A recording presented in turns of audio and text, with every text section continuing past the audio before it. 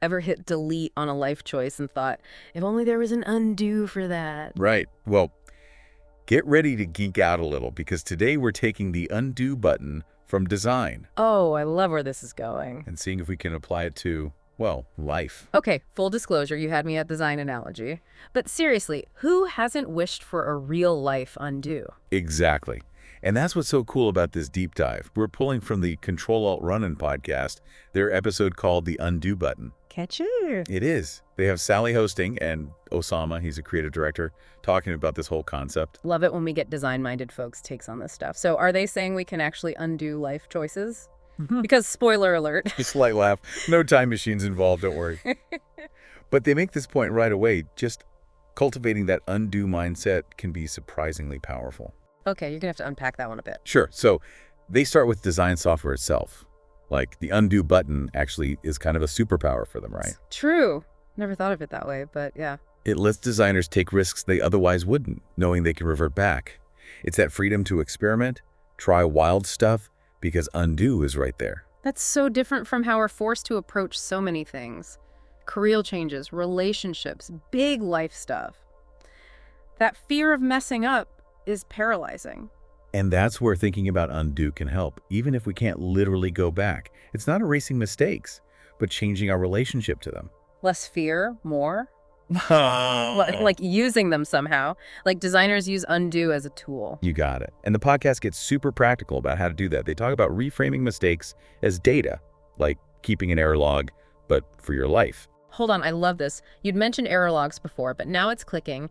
Instead of beating myself up, I'm jotting down what happened, what I learned, turning the undo into, what, an upgrade. Exactly. It's about that self-compassion, too, which they emphasize. You wouldn't yell at yourself for using undo in Photoshop, right? Well, unless it crashed and I lost a bunch of work, but... Good point. But in general, it's a tool, not a failure. So why do we do that with life's little missteps? Learning has these built-in, as they call them, creative detours. Okay, creative detours, I'm using that. But speaking of detours, you know what would really make this real?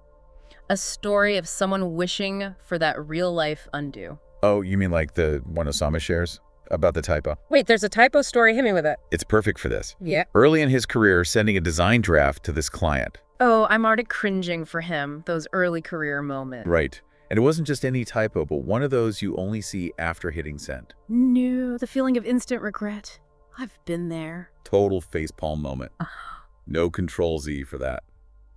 So he does what we all have to be able to deal with the consequences. Guts it took, though. What did the client say? That's the thing. They were totally cool about it, appreciated his honesty, how fast he fixed it. See, sometimes it works out, but still stressful. For sure. But it highlights that even without literal undos, we can recover, even strengthen things through how we handle the oops. It's about taking responsibility, not letting the mistake become your whole identity. Right. Focusing on what we can control, our actions, our reactions, instead of dwelling on the unchangeable. So it's less about erasing the past, more about becoming, more resilient because of it. Exactly. Mistakes aren't the end of the story, just the start of a new chapter. Love that. Okay, but you know you can't talk undo without its partner in crime, the save button. Oh, good point. In design, that's when you commit to the changes. Yeah. And it made me think, what does hitting save even look like when we're talking about real life choices? Now that is a question. Yeah. And figuring out those save points in our own lives, that can be tricky. No kidding. Because in design, you can tinker forever before committing. Life? Not so much. Tricky is putting it mildly. Like, when's the last time you agonized over hitting send on an email? In design, you can make a million tweaks before committing. Life decisions. You usually only get one shot, right? That's the thing. And it's easy to get stuck in that undo loop, you know? We keep tweaking and revising, but never actually hit save, never actually move forward. Ugh. It's like when you're agonizing over a text message, rewriting it a million times, and then just giving up and never sending it because it's not perfect. And that's where the undo mindset can backfire. Yeah. We hesitate to hit save because we're terrified of messing up. But that hesitation itself can be the biggest mistake. It's like we're so busy trying to avoid mistakes that we miss opportunities altogether. So how do we get better at recognizing those save points in our own lives? Well, that's where tuning into our intuition comes in. It's about recognizing those feelings when we're stuck in that undo loop. You mean like that gut feeling that tells you something's off? Exactly. Start paying attention to how you feel in those moments. Are you Ugh. overthinking, second-guessing yourself? Are you more afraid of messing up than excited about what might happen? Oh, that's such a good point. If fear is the main thing holding you back, maybe it's time to take a leap of faith. And that's where that error log we talked about earlier can be super helpful. Instead of getting stuck in that fear, you can look back at your past experiences and see what you learned from them. Right. It's about shifting that perspective from, oh no, I messed up again, to, okay, what did I learn and how can I use it to make a better decision next time? Exactly. And the more we do that, the easier it becomes to recognize those save points and trust ourselves to make the best decision in the moment, even if it doesn't feel perfect. It sounds like a big part of this undo mindset is about being self-aware, understanding our own patterns and fears. Absolutely. It's about knowing ourselves well enough to recognize when we're stuck and when it's time to hit save and move forward.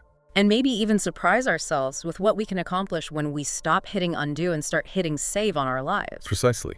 It's about recognizing that done is often better than perfect, and that sometimes the most important save points are the ones that propel us forward, even if they come with a bit of uncertainty. I love that. And you know what? This whole conversation has me thinking about something. We've been talking about this undo button as a tool for personal growth, right? But what about on a larger scale?